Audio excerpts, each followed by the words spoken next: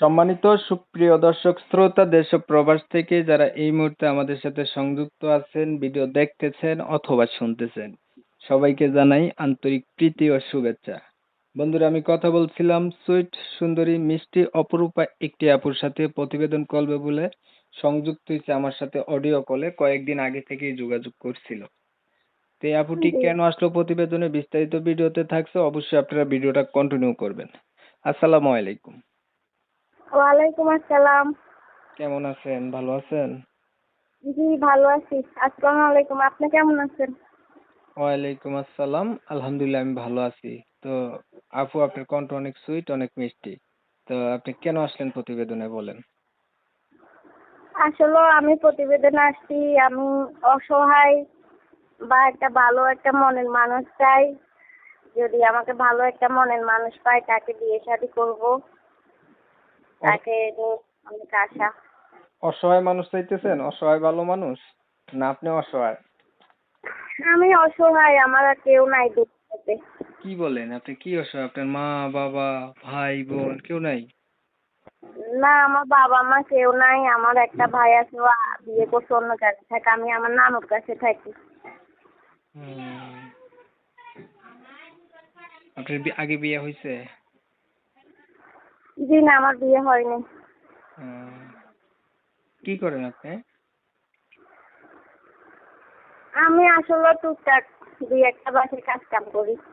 পড়াশোনা করছেন কিছু? হ্যাঁ, 5 পর্যন্ত করছি। কোরআন শরীফ পড়তে পারেন? জি, কোরআন শরীফ পড়তে পারি। নামাজ পড়া হয়? জি, নামাজ পড়ি। আচ্ছা। আসলে কেমন মানুষ চাইতেছিলেন বললে একটু ভালো হইতো আর কি। জি, চাইতেছি যেন আমাকে 5 ওয়াক্ত নামাজ কালাম পড়ায়, পর্দার ভিতরে রাখে, আমার সব সময় আমার পাশে থাকে, এরকম একটা ভালো মনের মানুষ চাইতেছি। এখন আমি একটা কথা বলি, আপনি পর্দার ভিতরেও কেউ আপনাকে রাখতে পারবে না আপনি যদি নিজে না থাকেন। এক। দুই নাম্বার বিষয় হচ্ছে নামাজের কোনো অজুহাত নাই। আপনার কেউ নামাজ পড়াইবে এমন কেউ নাই। আপনি নিজের নামাজ, নামাজ আপনার উপরে ফরজ, আপনি পড়তে হবে। আপনি যদি মনে করেন আমার নামাজ পড়তে হবে তাহলে আপনি পড়তে পারবেন। হ্যাঁ, তবে আপনি জি, এইটা চাইতে পারেন, যেহেতু আপনি গরিব অসহায় মানুষ, একটা ভালো মানুষ চাইতে পারেন, যার কাছে বিয়া বসা যায় বা বিয়া করা যায় এমন মানুষ আপনি চাইতে পারেন প্রতিবেদনে আইসা। কথা বুঝাইতে পারছি? ঠিক আছে। হ্যাঁ, এখন এরকম একটা মানুষকে চাইতেছি। আচ্ছা, ধরেন এমন একটা মানুষ পাইলেন, এখন মানুষটা হচ্ছে বয়স বেশি হলে, যদি বয়স বেশি হয়, বয়স বেশি আর কম না, যেন আমাকে সব সময় ভালোবাসে বা সব সময় আমার পাশে থাকে, এরকম একটা মানুষ চাই। আসলে বিষয় হচ্ছে কি আপু শুনেন,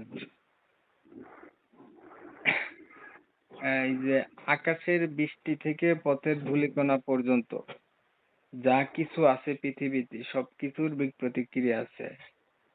ওই একটা প্রবাদ আছে, in the world anything action of the reaction. এই পৃথিবীর ভিতরে যা কিছু আছে প্রত্যেক ক্রিয়ার বিপ্রতিক্রিয়া আছে, আছে না?